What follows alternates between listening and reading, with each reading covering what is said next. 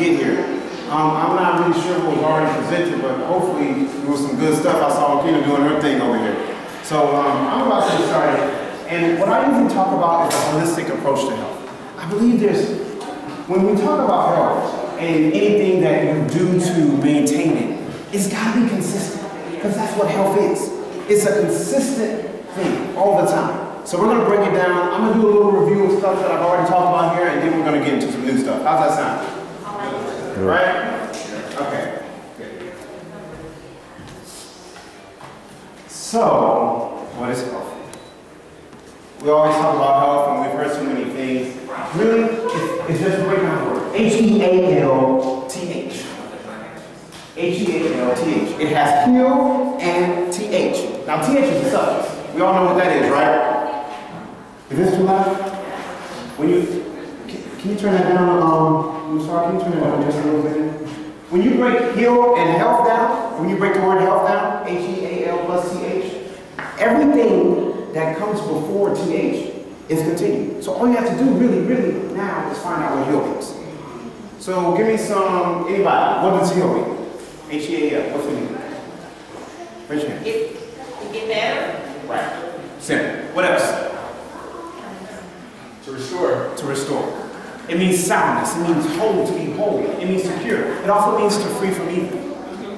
So now add TH onto H-E-A-L, and the process of getting better is continuous. The process of restoration, that's continuous. The soundness, now is the quality of being sound, the quality of being whole. The process of being free from evil is continuous. That is what health is. So anything that promises health and doesn't last, it's not continuous. And in our society, what's the problem? We have a bunch of things that don't last. Fads and diets, all sorts of things, right? And they don't last. And that's the problem. We have to have something that's going to last for the rest of our lives. Something that can sustain your health for a lifetime. That's what I want to get into, okay? So health is a system. It works in a process. If something is supposed to last, that means it's always running, it's always going, every single time. That's what health does. I was a kid. My mom would tell me to vacuum the floor. And so, I'd get the vacuum, and whatever was on the floor, it was coming up. Yarn, pennies, right. And the thing is about that is my mom was like, you got to pick up the big stuff. In my mind, I was thinking, you shouldn't have had it done. You wanted me to vacuum the floor. But every time I did that, what mom said proved out to be true, because the yarn would get stuck in the vacuum. And then the vacuum would start smoking, so I went to the back room so mom didn't smell that, and try and pull the yarn out. But the yarn, when it got to the vacuum, the whole system shut down. Yes. Everything that vacuum was supposed to do, it couldn't be done. But the moment I pulled the yarn out of the vacuum, the system worked. So, health is a system. We have things right now that are clogging the system. So, what is clogging the system? Really, it's called dis-ease. And I break it down like that so we understand that dis-ease is not just a cancer or diabetes or anything that physically hurts you. Dis-ease is dis-ease. You are at dis-ease. And that can be anything. Whether it's the way you think, whether it's the way you interact with everybody. Because health is not just about what you're eating right now or how in shape you are. Health concerns every aspect of society living. And there's 7 institutions in society. Talking about politics, talking about religion, we're talking about family. Every part of a human being's existence, every connection that we make with one another, health concerns that. So if you think health is just the way that I eat or getting in shape, you're not wrong, it's just incomplete. It's not everything. So that system undergirds health, but it has absolutely nothing to do with the food that you eat. When you get the principles of health right, the things that you do to maintain it, now they don't become a chore. Because it's something that you're doing based on principle. Have you ever seen somebody that does something out of principle? They do it purely for the fact that they believe. Yes. Nothing more. Nobody has to go. I'm a Christian. I heard a story one day. It challenged my faith. My minister was talking about somebody. He went over to a foreign land, and the guy that he met, they were trying to minister. And the guy that he met, he said something so simple that made me think. He said, "I'm willing to die for my God. Are you?" And so when I thought about it, I was like, this guy, you know, as much as I may not believe what he says, his belief for his God was so much stronger than mine. I had to think, am I willing to die for what I believe? See, the difference between doing something for what you believe and just doing it means everything for the actions that come behind it. So we're talking about the health system, right? And I have something that will always allow you to remember what this system is. It's a tree. So now every time you wake up and you go out in the morning, you're going to always remember this tree, okay? Now, the anatomy of a tree. Visualize this. Close your eyes if you need to.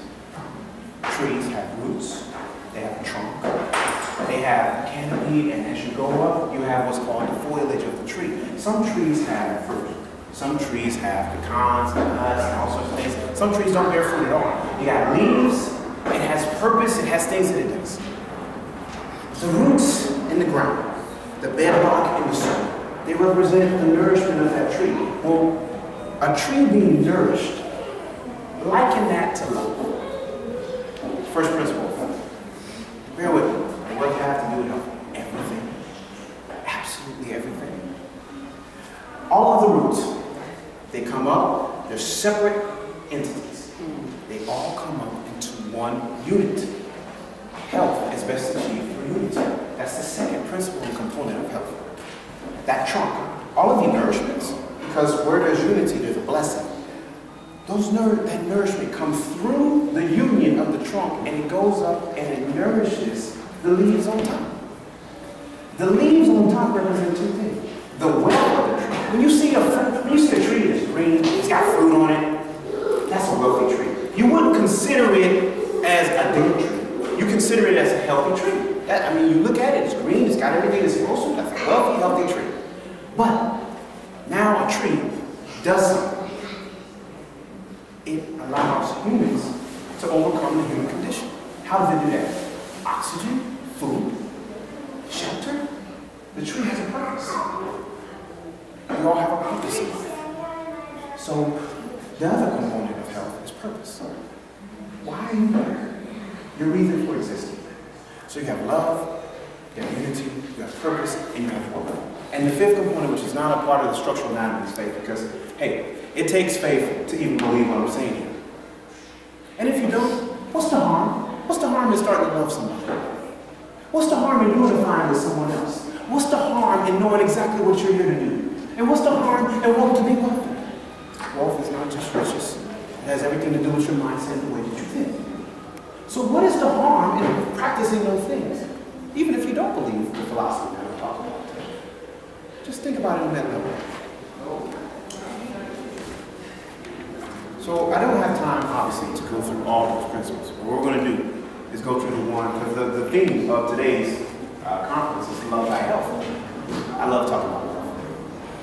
It's the motivation, it's the groundwork, it's the nourishment of that tree. We have to start there anyway. So it's important that we do. We got to talk about love. We have to talk about how it relates to your health and what it means. If we don't, then all the rest of it, you can't unify with it. You really, purpose means nothing to you. And really being a wealthy person with a wealthy mindset, you're not walking in love, it's not going to happen.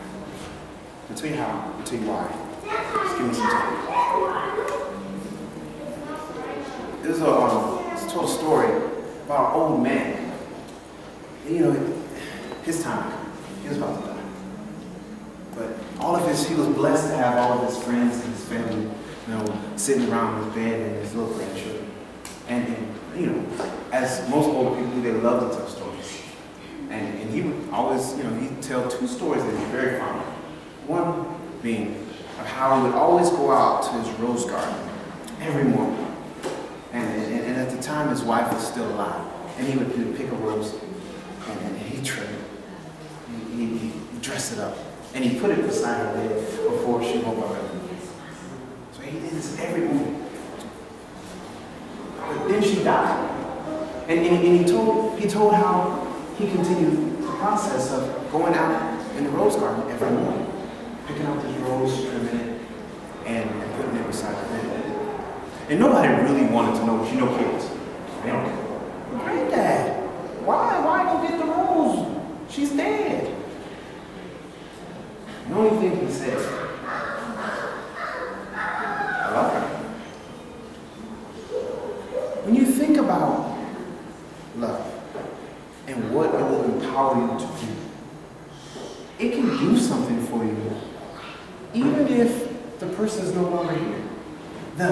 The feeling that you had for them, the care and the concern that you had for that person. Love will empower you to discipline yourself, even when the person is not around. But take it outside of that. If I decide that I want to walk in love towards you, and I discipline myself to do that, because that's what love does. There's certain things that I'm not going to do. I'm going to do my best not to offend you. I'm going to do my best to be kind to you. I'm going to do my best to give to you, because love gives. Love also serves. I'm going to do my best to serve you, because love serves. I'm going to serve you in whatever capacity that I can, but the biggest way that I can serve you is through my purpose. So now love starts to establish purpose. I have something I've been called to do. I'm doing mine right now because I love you. That's exactly why I'm here. Then, now, I'm giving, I'm serving, I'm disciplining myself. I have to unify. Love promotes unity. There's no way in the world I can say that I love somebody without unifying with you. I gotta unify with you now. I have to do something with you, serve you somehow, some capacity. So it gives, it serves, it disciplines, it unifies. That's the groundwork of your health. And if you notice, unity was the second component. Love promotes that. It gets you to that point. It's the motivation. You have a car. You have the body, the chassis of the car. But you have all of the working components of that car. But how about you know, that car will not go anywhere without a motor. It will not go anywhere without a motor. You turn it on, the motor starts, that's when the car goes. That's what love is. It's the motivation. It gets you up in the morning. It gets you going. And I know, I'll explain how. Now instead of the food that I eat is just the food that I eat, because I'm really doing this outside of myself. My health is not about me. It's not about what I can do for me or how good I can look or you know, just me. It starts to become for someone else. And that's the biggest key when it comes to your health. When you get to the mindset that this is not about you, man, watch out. Because now your health has become a powerful tool in which you can show the love that's in you towards someone else. It becomes the tool you use to serve someone else. Your health does. The food that I eat now I eat it on purpose. Not just to eat, I eat on purpose to live, to sustain the physical nature of my body, to be strong. Why? Because I want to serve somebody else in the purpose that I'm designed to do. And food is a key to it. Now, I'm going to work out, not because I just want to look good, not because working out is something that society tells me I can do. No, because there's a very finite, definite reason that I work out. I'm doing it on purpose. There's a big difference because now there is a purpose to it. So love, again, I'll beat it till it's dead. That nourishment, that trunk, those roots, the motivation. It's the thing that gets it all started. Without it, you really, there's not too far you can go. I want to get in shape. Right? We've all had that desire at least once or twice in our life. I always think about getting in shape. Now, I've set goals for myself sometimes. Yeah, you know, by some, we have something called Kuma Fest that we do, that I used to do. You know, when Kuma Fest was supposed to supposed to go up there, you know, big, strong. And so I set my goal. I want to be big for Kuma Fest. Now, let me tell you what happened after Kuma Fest. All the things that I was doing to get big and strong for Kuma Fest, it stopped. Because I set my mind to a point that it can only go that far. So when we talk about the motivation for something, this is why it has to be. Whatever is motivating you to do it, if it's not powerful enough to sustain the decision past the inspiration, then it will fail you. It will fail you. So if my motivation is to look good for someone else, if that person doesn't think I look good, that motivation has failed me. And even if they do think I look good, if they don't feed into that, that motivation fails me every single time. You have to think on a bigger, grander scale. I'm talking about finding something that does not fail. There's nothing human that does not fail. The only thing that I have and that I know doesn't fail is what I've already said. The love of God. It doesn't fail you. It can. Now, if my motivation is other people, because I love other people, that motivation will never go away. Why? Because there's always someone to love. Always. There's always someone to give to. There's always someone to serve. There's always someone to establish purpose for. There's always someone to discipline yourself. If you've never experienced just out of the whim deciding to just go do something for someone, you gotta give it a shot. It's living on high on the hog, like we used to say in Georgia. It's the feeling that comes after it. It makes you want to do some more. What happened to the society where now everybody's really just hey, this is me. We don't wave at each other. We don't say hi. We don't smile. We don't do anything. We just walk and just go like zombies. Like we're just not here for each other. Yes. It used to be that way. It got to that point now. And so everything is so fast. I don't have time to care about you. I gotta go and work. I gotta eat. It's me, my 4 and no more. I don't have time for you. When did it get like that? It's killing our health. It's getting to the point where I don't have time to work out because I don't have a purpose to. I don't have time to eat right because I don't have a reason for it. You get to the point where nothing matters. It's a very dangerous place to be, especially for people that are called to do so much more. So your motivation has to be something that's strong enough to sustain whatever decision you decided to make past the inspiration. And because the next step after inspiration is always discipline, that motivation, if it's love, will discipline you. Now, at 5 o'clock in the morning, I wake up, I do my prayer, maybe a little Bible reading. For me, this is my thing. And I immediately go to, what am I going to do? If I'm wise, I've already prepared something for the other day, for the rest of the day. If not, I'm looking to get the healthiest thing that's going to promote, health in my life. See, it disciplines you. It gets you to the point where now you can do stuff that you normally wouldn't be able to do. We have parents, who's parents? Our parents. Have you ever done anything for your child and you know they didn't deserve it? Right. Have you ever done anything for your child and they did something wrong? And you know they did something wrong. But out of mercy, out of love, you just decided you were going to give them something anyway, just to bless them. Well, even though they deserved something else, love will take you past the point of your feelings, is my point. When you don't feel like getting up, when you don't feel like doing this, love will get you to the point where it disciplines you. I do not I'm not going to let my feelings dictate the terms of my existence. Love gets you to that point. Nothing else can get you to that point. So really, love is a key for a lot of things. I'm just talking about health. But it really is the key to a whole bunch of stuff. And here's how you know it. Because we have this society that equates love to a feeling. And if love is a feeling, and I know feelings are fickle, Yes. if I'm mad at you, all of a sudden, I'm not in love with you. Well, that's not love.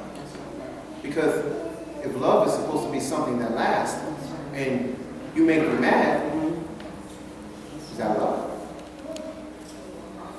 You always know it because it gives, it serves, it disciplines, and it promotes sincerity. If it's not doing those things, it's not going to happen. Always notice signs. So today, almost done. How we tie this in? I forgot to go over my topic. It was supposed to be upgrade. Supposed to upgrade you today. Upgrade you to the super you. How do you do that? By not focusing on you. I know we've upgrade you sounds like one of the self-help books you've always seen on the store lots and things like that. You know, this new sensation, the greatest you can be. It's all about helping you out. I don't believe that's upgrade. I believe that's focusing on you. To upgrade you, focus on someone else. It's amazing what will happen on your behalf when you focus on someone else. So the super you is all about getting health mindset. The way we start, just focus on this one thing. Everything that I said today is today I'm going to commit to loving someone better. Just because. They don't deserve it, they may be mad, they might be my worst enemy. But I'm going to decide today on purpose to love that person regardless. And I'm going to do something to demonstrate. I'm going to either give to them. Third, discipline my health, discipline myself to health, or unify with someone else. That's love, folks. That's health. It's one of the first principles. It helps everything else. That's it. That's all I got for you.